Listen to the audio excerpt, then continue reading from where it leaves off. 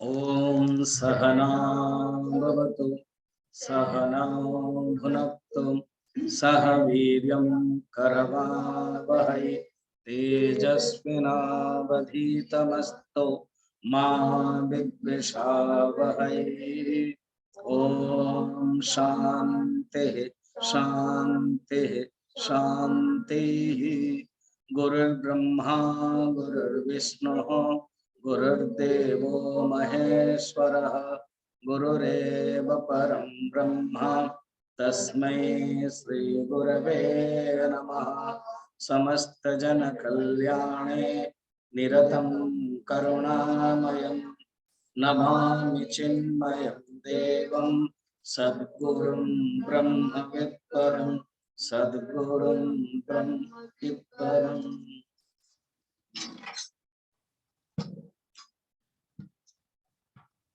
हे शिव शंकर नमामि शंकर।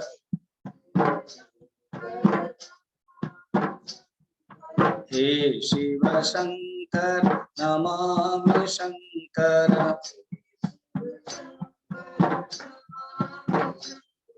शिव शंकर शंभो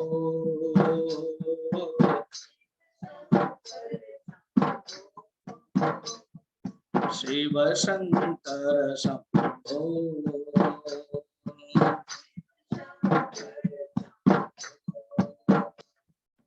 हे गिरिजापति भवानी शंकर।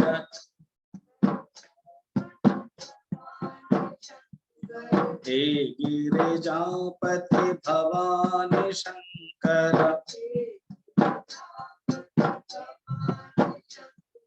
शिव शंकर शंभो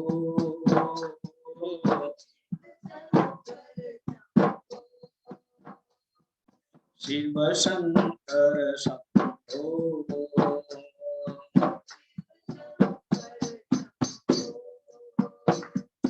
हे शिव शंकर नमामि शंकर।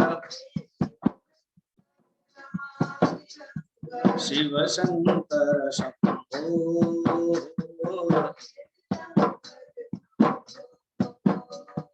शिव शंकर शंभो।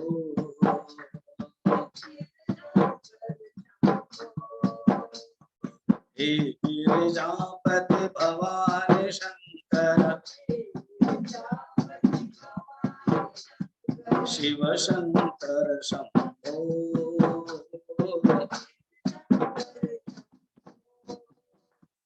शिव शंकर शंभो।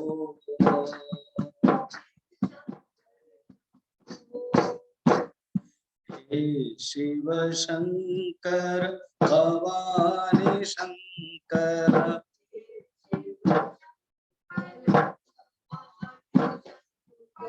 शिव शंकर शंभो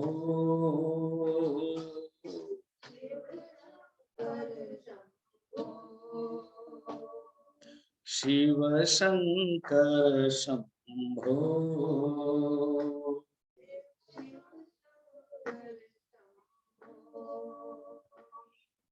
बोल भगवान शंकर की। श्री सद्गुरुनाथ महाराज की। तैत्तिरीय उपनिषद का भृगुवली प्रसंग में हम लोग पंचकोश विवेक का श्रवण किया था। उसको बोलते अन्नमय प्राणमय मनोमय विज्ञानमय एवं आनंदमय कोश विवेक, पंचकोश विवेक प्रकरण उपनिषद के ये एक प्रसिद्ध प्रकरण है। उपनिषद के शैली है कि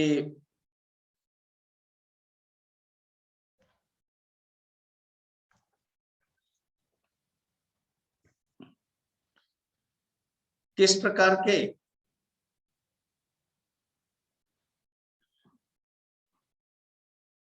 वर्णन करने के बाद वेदांत के फिर अधिकारी को लेकर के उपासना के बारे में वर्णन है। केन उपनिषद में भी है, दूसरे उपनिषद में भी है। वही प्रसंग यहां पर भी कर रहे हैं कि अन्नमय कोश पंचकोश विवेक के बाद तुरंत अभी जो प्रसंग आ रहा है वो प्रसंग है अन्न उपासना। एक नाम देते हैं। ये जो अनुवाक माने पैराग्राफ, अनुवाक षष्ठ अनुवाक हो गया था, अभी सप्तम अनुवाक हम देखेंगे। षष्ठ अनुवाक में भी लास्ट में भी कि जो आनंदमय है वो ब्रह्म है, आनंद ही ब्रह्म है, आनंद ब्रह्म व्यजानात, वो षष्ठ अनुवाक है। इसको पढ़ के फिर हम सप्तम में जाएंगे। आनंदो ब्रह्म ति व्यजाना, वो षष्ठ अनुवाक है। अनुवाक माने पैराग्राफ।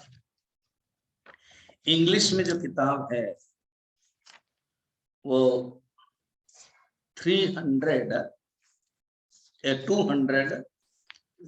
224 में है, उसको पढ़ते हैं। 25 आनंदो ब्रह्मेति व्यजाना,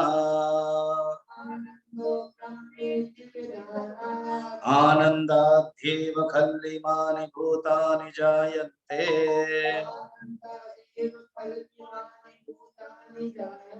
आनन्देन जातानि जीवन्ति, आनन्दं प्रयन्तः संविशन्तीति, शेषा भार्गवी वारुणी विद्या, परमे व्योमन् प्रतिष्ठिता, स य एवं वेद प्रतिष्ठति, अन्नवानन्नादो भवति, महान् भवति, प्रजया पशुभिः ब्रह्मवर्चसेन, महान् कीर्त्या।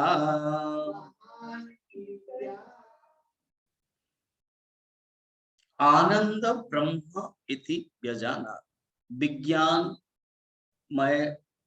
ब्रह्म के बाद आनंदमय ब्रह्म, अर्थात ब्रह्म को पहले अन्नमय कोश के रूप में जाना।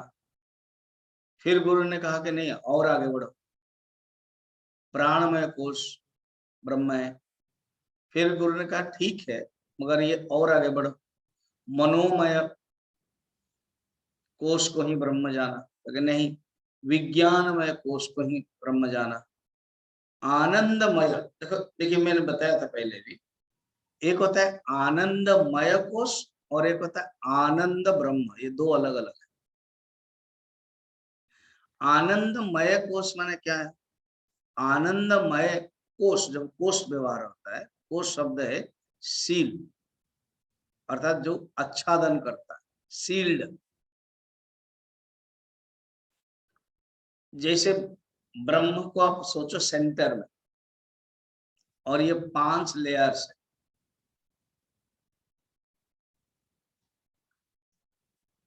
गोल गोल हुआ परिधि, 5 परिधि।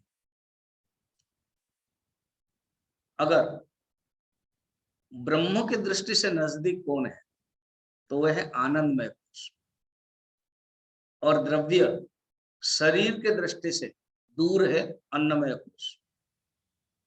तो ब्रह्म बीच में है। फर्स्ट जो परिधि है सर्कम्बरेंस, वो है आनंदमय कोश। तो आनंदमय कोश है और ये जो ब्रह्म है वो आनंद ब्रह्म है, आनंदमय ब्रह्म। तो आनंदमय ब्रह्म, आनंदमय कोश, फर्क हो गया।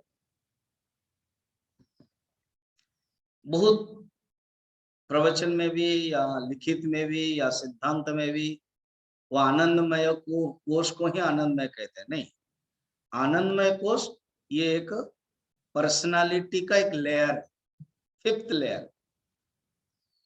शरीर की दृष्टि से अगर समझे ना,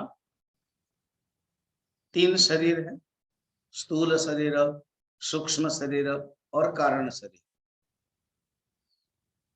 तो स्थूल शरीर में आएगा अन्नमय कोश। मय का अर्थ है 3।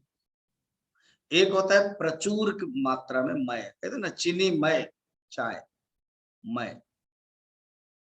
मय का अर्थ है ज्यादा, मात्रा, तन मात्रा। अपर्याप्तम, गीता में भी है अपर्याप्तम। और एक मय का अर्थ है विकार, एक प्रचुरता का अर्थ में और एक विकार का। अन्नमय कोश माने अन्न के विकार है, अन्न के विकार है, अन्न से बना हुआ, वो अर्थ में यहाँ अन्नमय कोश, प्राणमय कोश, मनोमय कोश, मन से बना है। मन ही एक दूसरा रूप में आया है। तो स्थूल शरीर को ही अन्नमय कोश कहते हैं। सूक्ष्म शरीर में 3 आ जाए, प्राणमय कोश, मनोमय कोश, विज्ञानमय कोश। विवेक चूड़ामणि में, तत्वबोध में, विशेष करके तत्वबोध में और आत्मबोध में भी प्राण और प्राणमय कोश को अलग अलग माना। प्राण अलग है, प्राणमय कोश है। जैसे अब इतना ठंड है, पूरा 3-4 कोट पहना, जैकेट पहना, ये हो गया गर्मी के दिन में जस्ट एक गंजी पहना, कुछ भी नहीं पहना इसे, तो वो अपना ओरिजिनल। और जो पहनता है कोट तो वो जोड़ता है। तो प्राण प्लस प्राणमय कोश जुड़ा हुआ है। तो क्या, प्राण प्लस ज्ञानेन्द्रिय कर्मेंद्रिय इज इक्वल टू प्राणमय कोश, मन प्लस ज्ञानेन्द्रिय इज इक्वल टू मनोमय कोश। अच्छा, प्राणमय कोश, मनोमय कोश, ये दोनों शब्द समझने में आसान लगता है, क्यों शब्द है। ये विज्ञानमय कोश क्या होता है?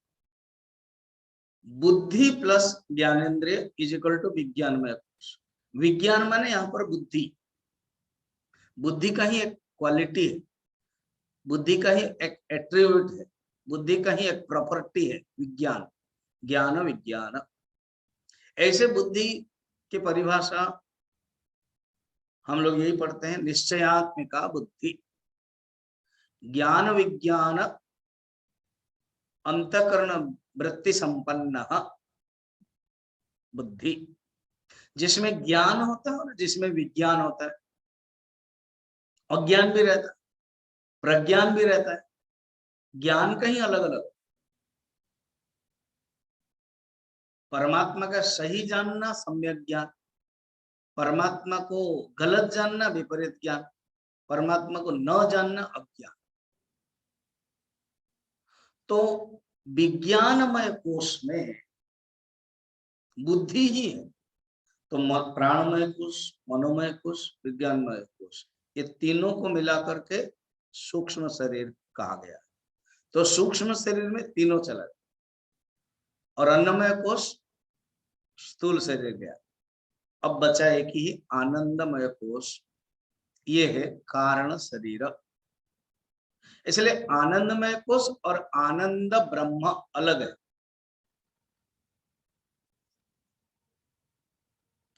ये जो आनंदमय कोश में अज्ञान है।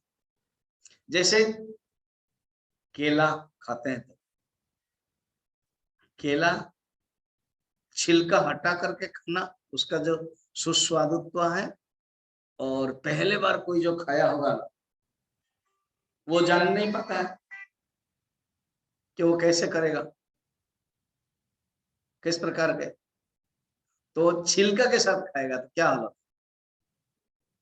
तो आनंद में कोष ऐसे ही आनंद है, मगर उसके साथ क्या है, उसके साथ अज्ञान है, उसके साथ माया है, उसके साथ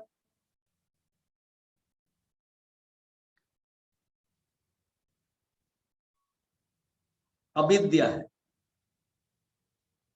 अविद्या है, माया है, अज्ञान है।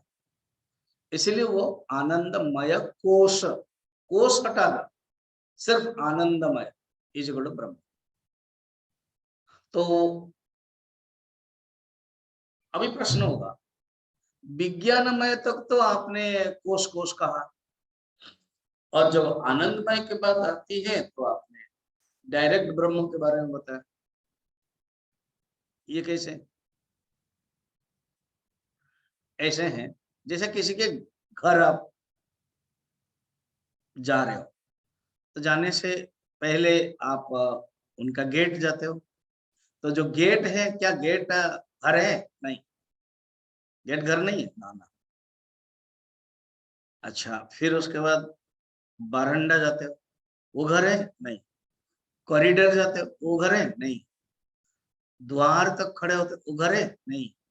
घुसते ही ड्राइंग रूम आ जाता, वो घर है ना? यही है। नहीं नहीं, वो तो घर नहीं है, रियली वो रहता है बेडरूम में।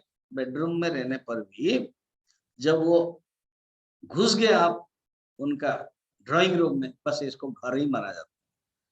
इसी प्रकार अन्नमय कोश हटाया, आनंद में मनोमय प्राणमय कोश हटाया, मनोमय कोश हटाया, विज्ञानमय कोश हटा दिया, आनंदमय कोश को और न कह के डायरेक्ट आनंद के साथ कहते यही ब्रह्म है।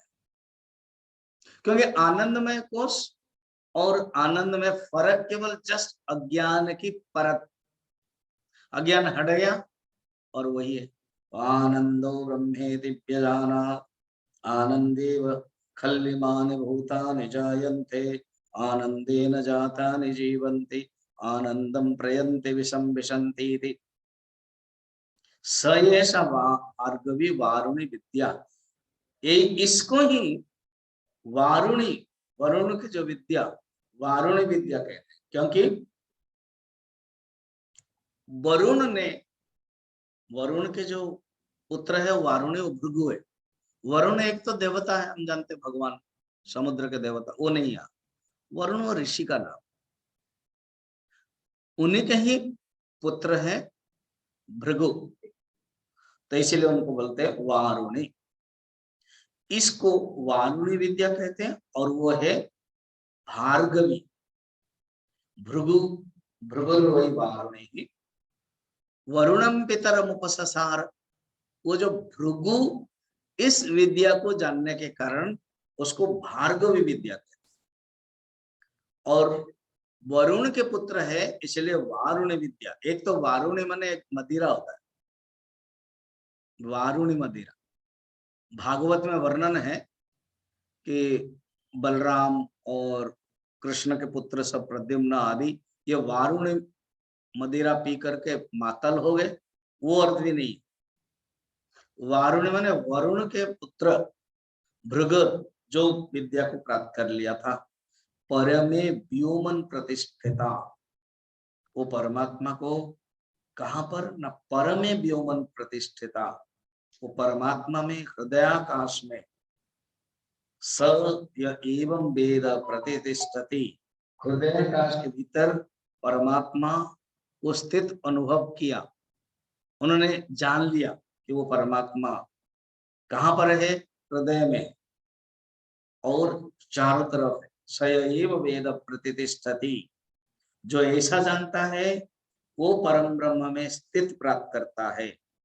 स एवं वेद प्रतिष्ठति, अन्नवान अन्नादो भवति, वो अन्नवान और अन्न का भोक्ता हो जाता है। अर्थात सब कुछ वही है। इसको थोड़ा छांदोग्य उपनिषद के शब्दों में देखते हैं। ब्रह्म एव विश्वेदम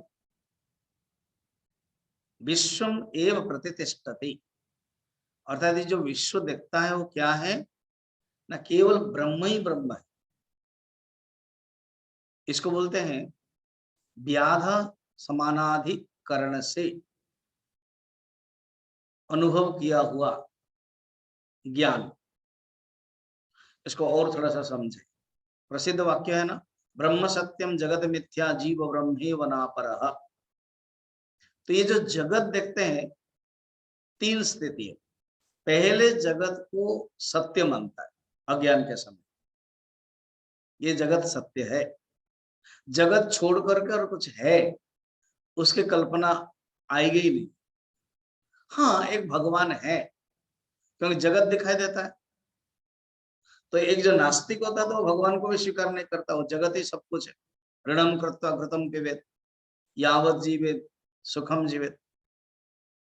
देन धीरे धीरे पूर्व जन्म के संस्कार, पूर्व जन्म के पुण्य, गुरु कृपा, शास्त्र कृपा, संस्कार से अनुभव करता है ये जगत कार्य है। ये जगत को किसने बनाया, कौन बनाया ना, एक अनसीन हैंड, एक अनसीन गॉड, वो नहीं दिखाई देता, वो है और कहाँ है पता नहीं। तो जगत एक अलग है और जगत को बनाने वाला एक अलग, ये अनुभव करता है। फिर अनुभव करता है कि नहीं नहीं, ये जो जगत है ना, ये वो दुख देता है। ये जगत दुखालयम है, अशाश्वतम है और दुखालयम है ये संसार।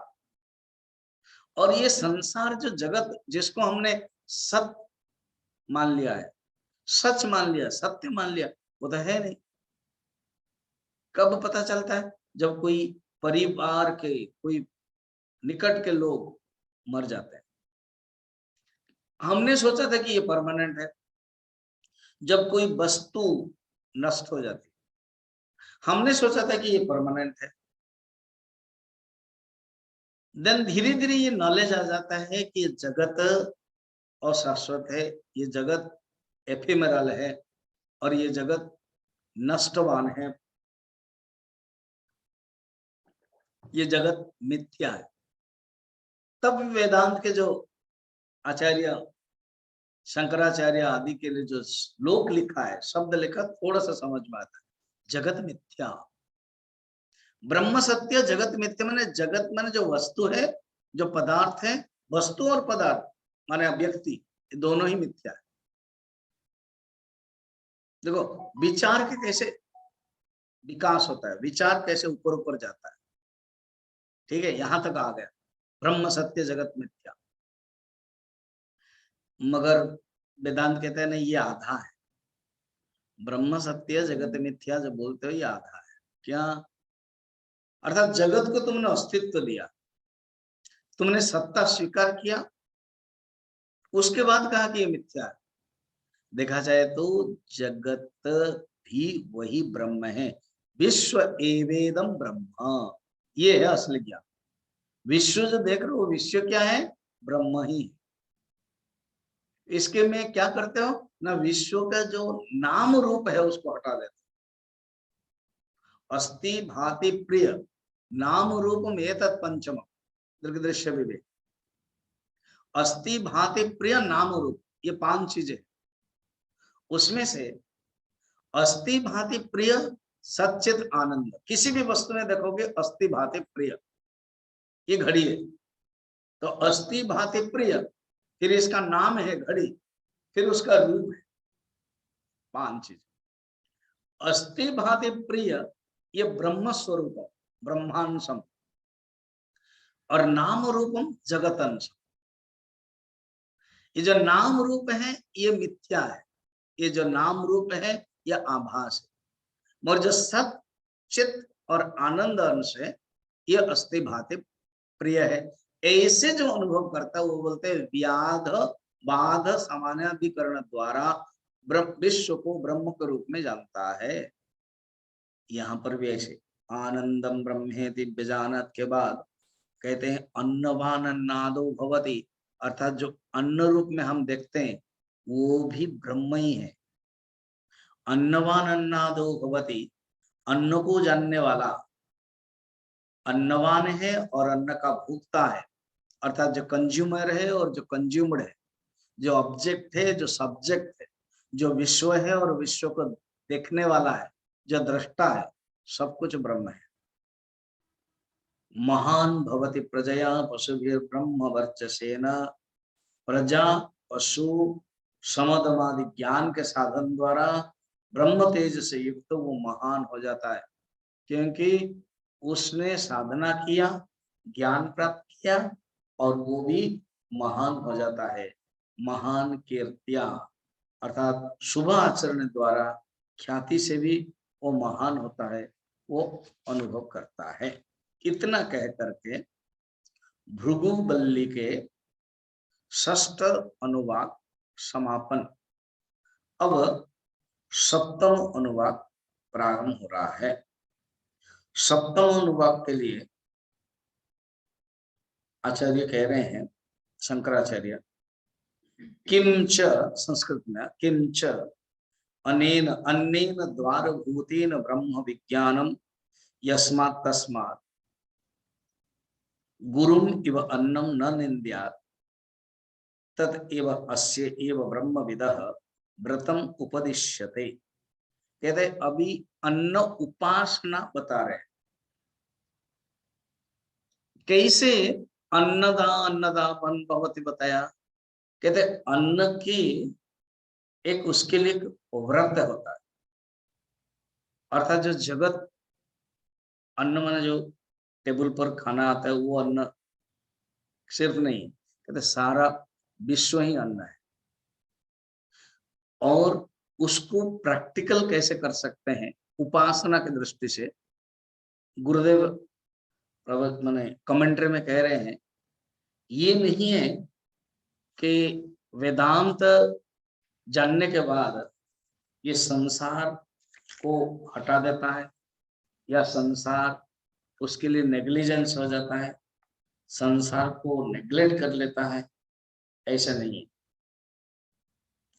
इसको वो उपासना इंस्ट्रक्शन ऑफ मेडिटेशन के रूप में, डीपर मैसेज के रूप में बताया जाता है। अभी के जो टॉपिक है वो है अन्न उपासना टॉपिक, 7 नंबर में अनुवाक 7, अनुवाक माने पैराग्राफ 7 नंबर में कहते हैं कि ये जो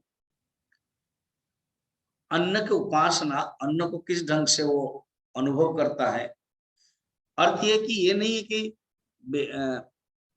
रियलाइज होने के बाद शरीर उसके लिए कोई काम नहीं देता है, ये भी नहीं है, या आलसी हो जाता है, लेजी हो जाता है, ये भी नहीं है, या जो ऑब्जेक्ट है उसको वो नेग्लेक्ट करता है, वो भी नहीं है।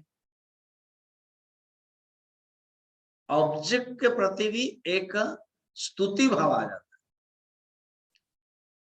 अन्न के लिए, ऑब्जेक्ट के लिए, विश्व के लिए एक अलग भाव आ जाता है, उसको यहाँ पर अन्न उपासना रूप में बताते हैं। तो हम लोग पढ़ते हैं 7 नंबर में, अन्नम न निंद्या तद्व्रतम प्राणो वा अन्नम शरीरम मन्नादम प्राणे शरीरम प्रतिष्ठितम शरीर प्राण प्रतिष्ठितः तदेतदन्नमन्ने प्रतिष्ठितम् स एतदन्नमन्ने प्रतिष्ठितम् वेद प्रतिष्ठते अन्नवानन्नादो भवति महान् भवति प्रजया पशुभिः ब्रह्मवर्चसेन महान् कीर्ति कीर्त्या अन्नम न निंद्या, ये बड़ा प्रसिद्ध वाक्य है। अन्न की निंदा नहीं करना चाहिए। तो कहते हैं अब ब्रह्म के द्वार भूते न, शंकराचार्य भाष्य में बता रहे हैं, अभी ब्रह्म को प्राप्त करने के लिए साधन चाहिए। ब्रह्म को प्राप्त करने के लिए अनुभव करना है, साधन चाहिए। द्वार भूते न मने, जैसे मैंने एक एग्जांपल दिया, किसी घर में जाने के लिए द्वार को जाना पड़े, बिना द्वार से नहीं जा सकते, प्रवेश द्वार है। हरिद्वार को भागवत में विदुर और मैत्रेय के संबंध में हरिद्वार नहीं बोलते, वो गंगा द्वार कहते और ब्रह्म द्वार हम कहते। और एक कथा भी है, भारत अंग्रेज शासन के समय में ये हरिद्वार के बारे में बड़ा अदालत में कथा गई। क्या? जो भगवान विष्णु के भक्त है ना, वो बद्रीनाथ को मानने वाले, तो उन्होंने कहा कि इसका नाम है हरिद्वार। हरि बद्रीनाथ है, इसलिए मुकदमा किया कि इसका नाम हरिद्वार, HARIDWAR, हरिद्वार। जो शिव जी को मानने वाले हैं, केदारनाथ को मानने वाले, बिल्कुल नहीं, इनके ये हरिद्वार है, हरिद्वार। तो दोनों मुकदमा गया। अब ये जो जज होते थे, जो कलेक्टर होते थे, वो अंग्रेज वाले, what is this, what is the मामला ना, मामला है। कुछ लोग कहते हैं ये हरिद्वार है, कुछ लोग कहते हैं ये हरिद्वार है। तो उसने कहा कि अच्छा, वो दिस द पॉइंट है, द्वार माने पॉइंट, डोर। वो कहा लेट मी गो एंड सी। तो उस समय तो हरिद्वार में नहीं पता था, देहरादून में रहता था, तो देहरादून से उनको हरिद्वार तो आना पड़ेगा। तो आए, तो उन्होंने देखा कि बहुत लोग है और सब हड्डी लेके आते थे,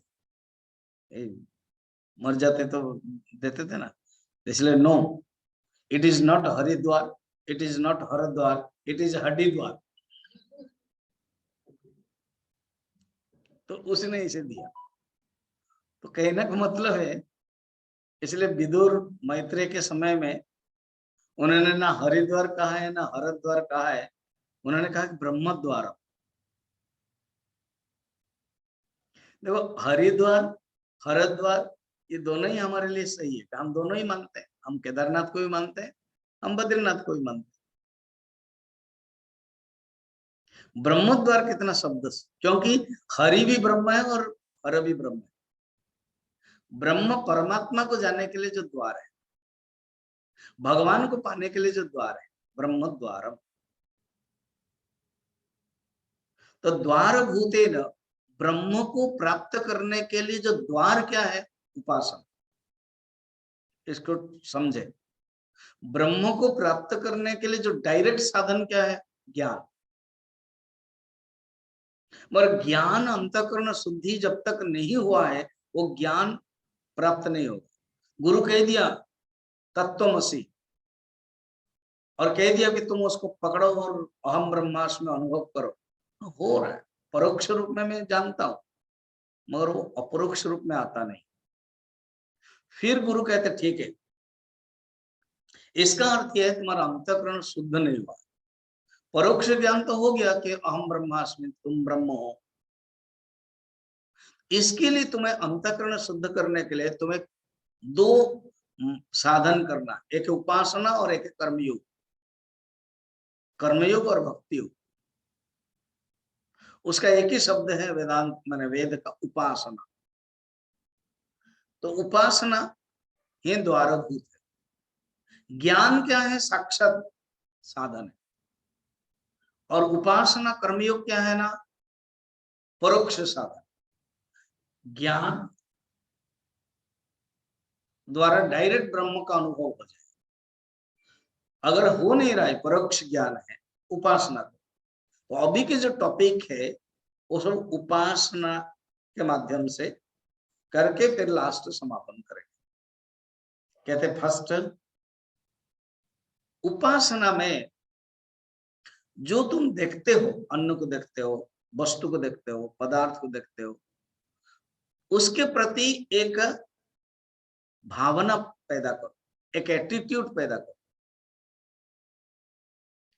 आचार्य कहते हैं द्वारभूतेन ब्रह्म विज्ञातम, ब्रह्म उपलब्धि का द्वार रूप जो अन्न है, जो मन है, जो तपस्या है, उसको पकड़ने के लिए तुम क्या करते हो जीवन में,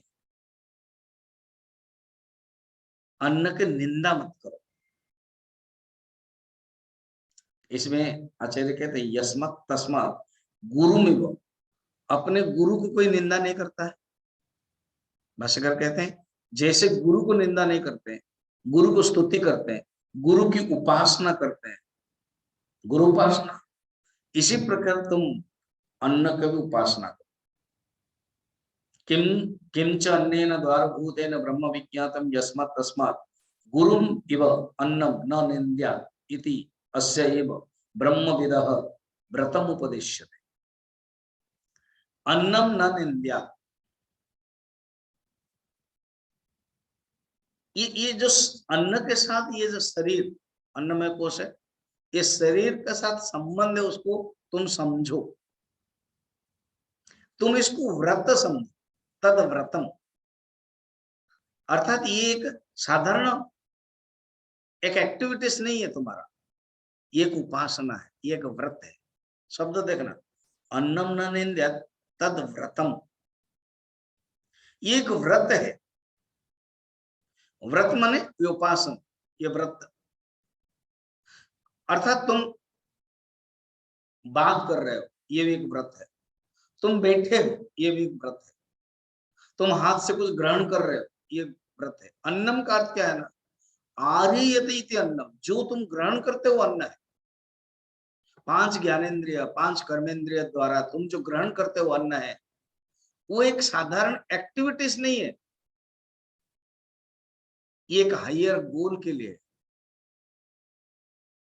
इसको तुम समझो व्रत है। कोई भी काम करते हो, भगवान को समर्पित कर्म करते हो, मयि सर्वाणि कर्माणि, तुम मुझे जो कर्म कर लेते हो समर्पण करके, यही व्रत है, यही उपासना। और समझो उस अन्न के बारे में, क्या ये अन्न में और शरीर और अन्न के साथ संबंध कैसा है। अब देखना व्यवहार में, एक होता है अन्न, 2 प्रकार के, एक कोई भी जो हम लोग अन्न कहते हैं, दाल भात सब्जी रोटी जो भी है अन्न है, वो एक होता है प्लेट में और एक होता है पेट में। शब्द है, जो प्लेट में है वो बाहर है, इसको बोलते इदम, इदम इदम इदम, वो प्लेट में है, वो इदम है, इदम अन्नम ये। और वही जब वो मुख के माध्यम से गया, वो क्या बन गया, अहम, पेट में गया अहम। अर्थात इसको तुम व्रत समझो। इसलिए आप देखोगे वैष्णव संप्रदाय में जब भगवान को भोजन कराते हैं मंदिर में, वो बंद हो जाता है। हमारे भी यहाँ पर करता हुआ पंडित, वो जो कटन है वो बंद होता है। अर्थात भोजन कराना भी एक उपासना है। और वैष्णव संप्रदाय में भी विशेष करके अक्षर जो धाम है ना, अक्षरधाम जो मेन है उनके जो संप्रदाय में, वो और भी पुष्टि मार्ग बोलते हैं। पुष्टि मार्ग, वैष्णव संप्रदाय के जो पुष्टि मार्ग में जो भोजन करते हैं वो बात नहीं करते, और अकेला कोई देखेगा नहीं, बंद होता है।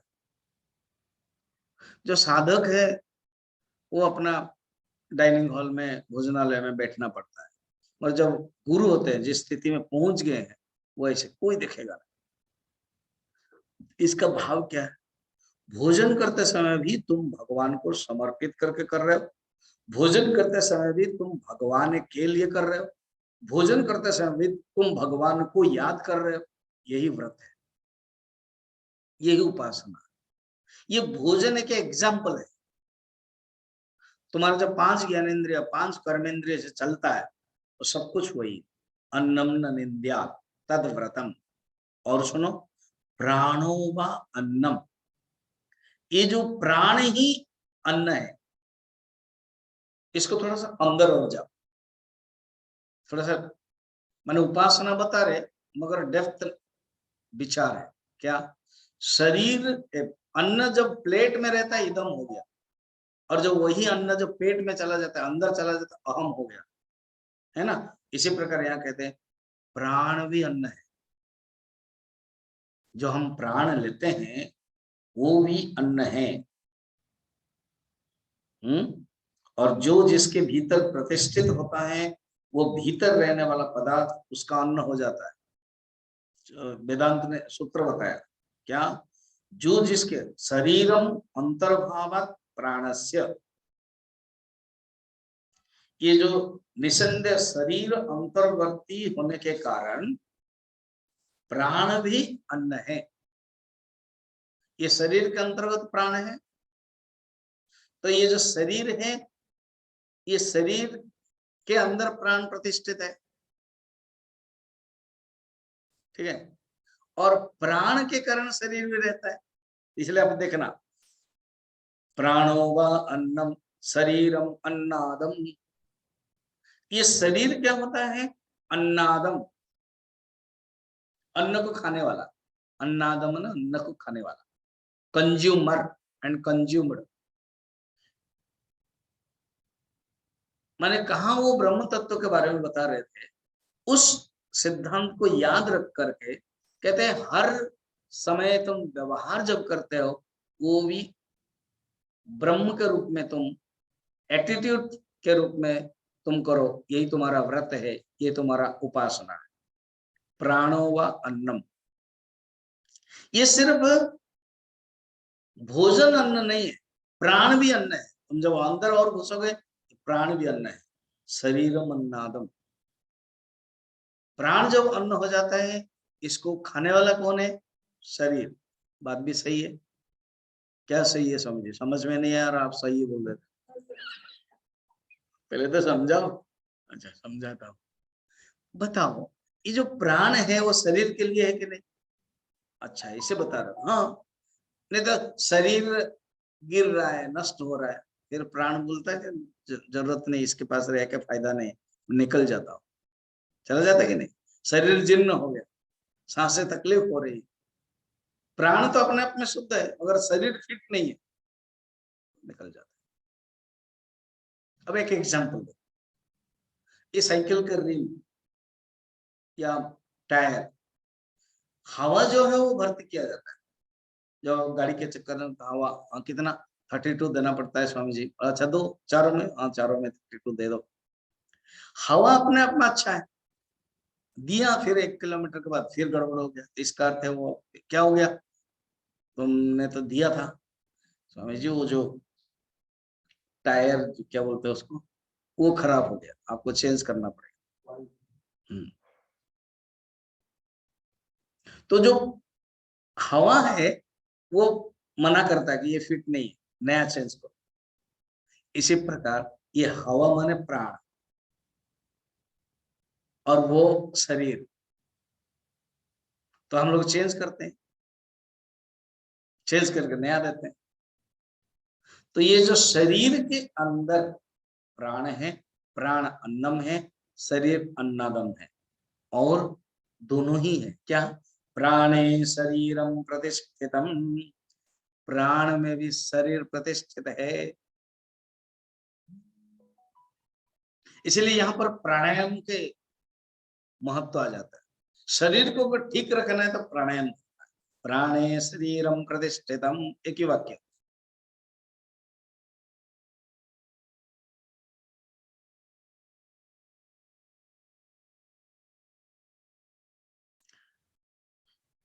देखो जो योग मार्ग है ना, वो योग मार्ग में प्राणी सब कुछ है, मगर जो वेदांत बोलता है नहीं, दोनों ही है। शरीरम अन्नादम प्राणे शरीरम प्रतिष्ठितम शरीरे प्राण प्रतिष्ठितः, दोनों समझो। अर्थात प्राण में शरीर है और शरीर में प्राण है। तदेतदन्नमन्ने प्रतिष्ठितम, इसी प्रकार अन्न को अन्न में स्थित जो जानता है वो प्रतिष्ठित हो जाता है, वो ज्ञानी हो जाता है। अर्थात एक कंज्यूमर है और एक कंज्यूमर है, एक सब्जेक्ट है और एक है ऑब्जेक्ट है, एक दूसरे का। अर्थात परमात्मा जब विश्व रूप में बन गया है तो विश्व के अलग अलग अंश है, कोई सब्जेक्ट बन जाता है, कोई ऑब्जेक्ट बन जाता है। एक कहानी से मैं बताता हूँ, शायद इंग्लिश में पढ़े होंगे, मुझे याद है कि सोनिया ऐसे कुछ लड़की थी और उसका स्टेप मदर थी और उसकी भी एक बहन थी, उसकी माँ उसको बहुत हैरान करती थी। एक दिन कोई एक फूल लाने के लिए जंगल भेज दिया, तो जंगल गई तो देखा कि वो फूल है, वो जुलाई महीना का फूल है और वो जनवरी में भेज दिया। तो लड़की आई तो देखा कि 12 सीट है, उसमें से जो मुख्य सीट में वो एक बैठा हुआ और कहानी है बीच में आग है, और आग है और पूरा टोटल उसने 12 देखा, वो रोने लगे। तो जो चेयर में, मुख्य चेयर में बैठा हुआ है जनवरी, अभी जनवरी चल रहा ना इसलिए मैंने जनवरी डाला, वो बैठा हुआ है, वो बोल रहा बेटी क्या हो गया, what happened? No no no, मेरी माँ है, स्टेप मदर है, वो लिली फूल है, ऐसे फूल मांगा है जो जुलाई में आता है, डजंट मैटर, डोंट वरी। तो जनवरी उड़ गया और जुलाई जुलाई कम हियर, तो जनवरी जुलाई में चला गया और जुलाई आकर बैठ गया। तो वो देखा कि सब परिवर्तन हो गया, जुलाई महीना आ गया, फूल आ गया और आकर के उसको दिया। कहानी आगे है और हमें यही सीख, छोटे से इतना ही सीखना है क्या, 12 महीने में एक महीने में राजा बनता है और बाकी सब प्रजा है। जुलाई अभी राजा बन गया, बाकी सब प्रजा है। तो शरीर राजा, प्राण प्रजा, प्राण राजा, शरीर प्रजा। अभी समझ में है? अर्थ क्या है? शरीर, शरीर के अंतर्भाव के दृष्टि से प्राण अंदर है तो प्राण बन गया अन्न, तो उसको खाने वाला कौन है? शरीर। तो शरीर राजा हो गया, प्राण अन्न हो गया। अब प्राण मुख्य है, प्राण नहीं है तो शरीर बेकार है। एग्जाम्पल था साइकिल वाला, टायर खराब हो रहा है तो नहीं चेंज करो, तो मुख्य प्राण है, वो छोड़ के भी चला जाता है, प्राण चला जाता है। कठोपनिषद में है, न प्राणेन न पानेन मर्त्य जीवन्ति कश्चन। कठोपनिषद में, न प्राणेन न पानेन मर्त्य जीवति कश्चन। मर्त्य मनुष्य, मरण धर्मा जीव, प्राण के द्वारा अपान के द्वारा नहीं होता है। फिर इतरे इतरेण तो जीवन्ति यस्मिन् एतौ उपाश्रितौ। अर्थात ये दोनों जीव के कारण रहते हैं। कठोपनिषद के वाक्यों को समझने पर समझते हैं क्या कहते हैं, न प्राणेन न अपानेन मर्त्यः जीवन्ति कश्चन। हम क्या सोच रहे हैं, जो जीवात्मा है ना वो प्राण के द्वारा जीवित है, अपान के द्वारा जीवित है। कहते नहीं नहीं नहीं नहीं, जीव के कारण प्राण और अपान रहता है। अभी समझ में? कोई सोचेगा, क्या सोचेगा, कोई छोटा सा जो समझ में नहीं आता, कहता है ये जो सत्संग हॉल बनाया ना, ये सत्संग हॉल में ये लोग आते हैं, तो सत्संग हॉल को मुख्य दे। एक ने कहा तुमको पता नहीं ना क्या है, क्योंकि इन लोगों को सत्संग हॉल चाहिए, ये लोग मुख्य है सत्संग हॉल बनाए। अब दोनों ही सही है कि नहीं? तो प्राणे अन्नम प्रतिष्ठितम, अन्ने प्राणम प्रतिष्ठितम, अर्थात शरीरम शरीरे प्राण प्रतिष्ठितम, प्राणे शरीरम प्रतिष्ठितम, तदेतदन्नमन्ने प्रतिष्ठितम, स एतदन्नमन्ने प्रतिष्ठितम वेद प्रतिष्ठति। इस प्रकार अन्नवान और अन्न का भोक्ता जो होता है अनुभव करता है। कहने का मतलब क्या है, सब कुछ विश्व के जो है वो कभी कंज्यूम बनता है, कभी कंज्यूम्ड बनता है। इसलिए तुम्हारे अंदर जो 5 तत्व है, शरीर, प्राण, मन, बुद्धि और ये जो अज्ञान अविद्या, ये सब एक के दूसरे ऊपर आश्रित है। इसको तुम ऐसे चिंतन करो, विचार करो। सुंदर बताया। उसके बाद जो ऐसे जानता है, अन्नम अन्नवान अन्नादो भवति, अन्नवान और अन्न का भोक्ता हो जाता है, उसको बहुत कुछ मिल जाता है। फिर वही सेम स्टाइल है, माने फलश्रुति, उपासना का भी एक फल होता है दृष्टवान फल, उसको बोलते हैं अदृष्ट फल, और एक है दृष्ट फल। अदृष्ट फल होता है अंतःकरण शुद्धि, दृष्ट फल होता है जो मिलता है। क्या मिलता है? महान भवति प्रजया पशुभिः ब्रह्म वर्चसेन, महान हो जाता है प्रजया, उसको पास प्रजा होती है, गाड़ी होती है, पशु होते, ब्रह्म वर्चसेन, शक्ति भी मिलता है, महान कीर्त्या, वो ख्याति में आ जाता है। ये बताया। अब नेक्स्ट उसी कंटिन्यू कहीं कर रहे हैं, स्तुत्यर्थम अन्न की स्तुति क्या। अब हम लोग अष्टम देखते हैं। अन्नम न परिचक्षित तद्व्रतम आपो वा अन्नम ज्योतिरन्नादम अप्सु ज्योति प्रतिष्ठितम ज्योतिष्याप प्रतिष्ठिताः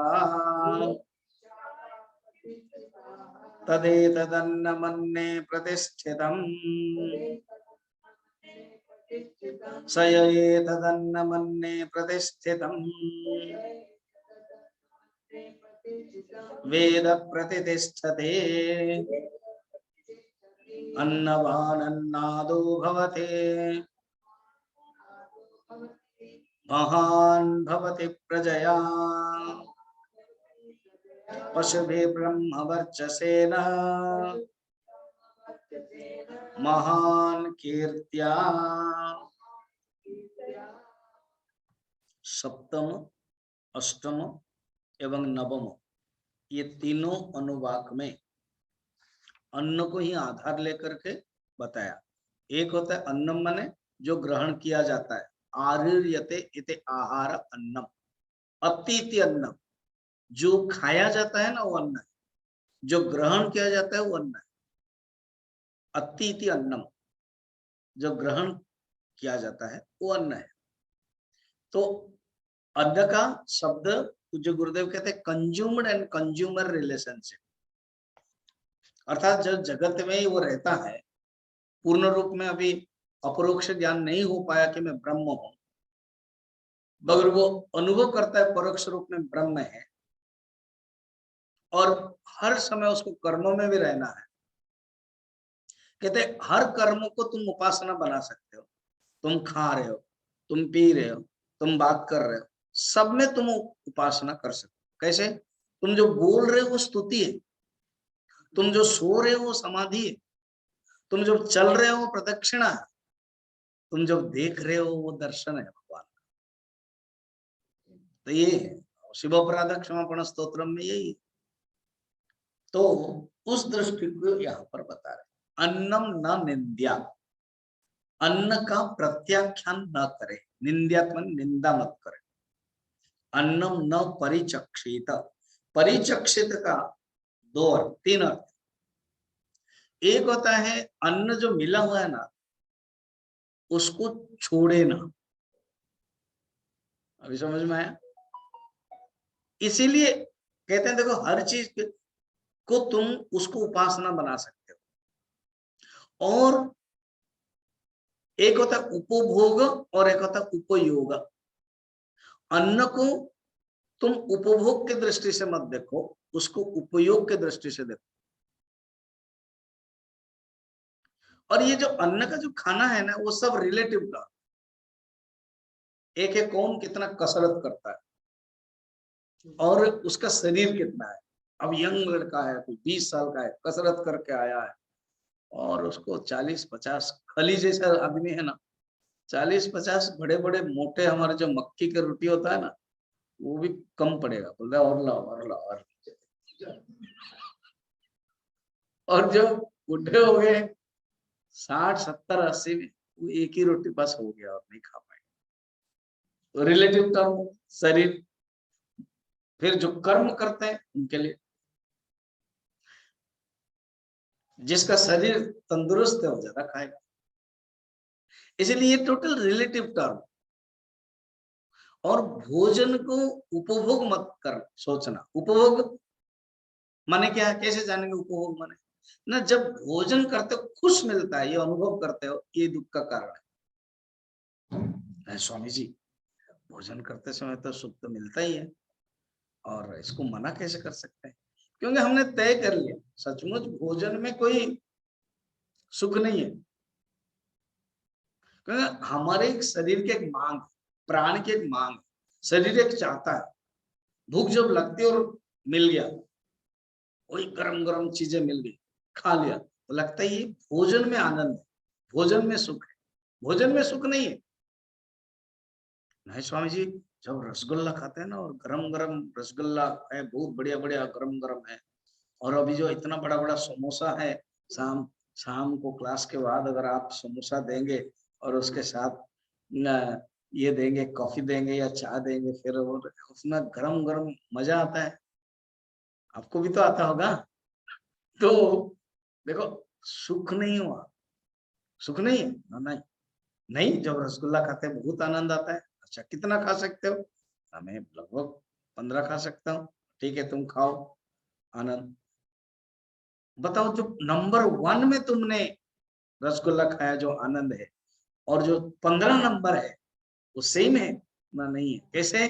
law of diminishing theory, economics. मैं एक एग्जांपल बताता हूँ। जैसे आपने कार खरीद ली, फिर हर साल में वो देना पड़ता है, हाँ, डेप्रिशिएट वैल्यू, डेप्रिसिएशन वैल्यू। तो नंबर 1 वाला जो रसगुल्ला है और जो 15th वाला रसगुल्ला, वो डेप्रिसिएशन वैल्यू हो गया। इसलिए सेम नहीं है। अगर सेम होता था ना। अच्छा, और एक है, अगर पदार्थ में आनंद होता, तो जिसको डायबिटिक हुआ है वो तो देखता ही रहता है, खाना खाओ, नहीं मैं टच मात्रेण, टच मात्रेण माने टच कर देते हैं, हो गया, और नहीं खा सकते। तो फिर उसको भी आनंद आता है। नहीं, शरीर, डॉक्टर ने मना किया खाओगे तो बढ़ जाएगा, तो उसको भी आनंद, खुश होता है। नहीं, वो मन के ऊपर, वो जानता है मिठाई में खुश है, और मैं खाऊंगा तो मेरे लिए मुश्किल। ये सब वस्तु में सुख नहीं है। और एक है, अगर वस्तु में सुख है, नंबर 1 में खा रहा था, 2-3 मजा ले रहा, मजा ले रहा, मजा ले रहा, रसगुल्ला खाया, उसके बाद सुनो सुनो सुनो, क्या तुम्हारा जो बेटा है ना, हाँ, वो कार लेके गया था ना, हाँ, एक्सीडेंट हो गया, मर गया, और वो रसगुल्ला ही गोबर गुल्ला हो जाएगा कि नहीं? तो कार, नहीं नहीं नहीं, मैं और अभी बाकी है, मैं 20 हूँ, मैं खाता हूँ उसके बाद रखता हूँ हिसाब। नहीं, तुरंत छोड़ देता। तो वस्तु को त्याग, वस्तु में आनंद नहीं है, वस्तु को व्यवहार करना, ये बात बताता है अन्नम न परिचक्ष। और भी बहुत बहुत पॉइंट है जो हम लोग कल देखेंगे। ओम पूर्णमदः पूर्णमिदं पूर्णात् पूर्णमुदच्यते पूर्णस्य पूर्णमादाय पूर्णमेवावशिष्यते। ओम शांति शांति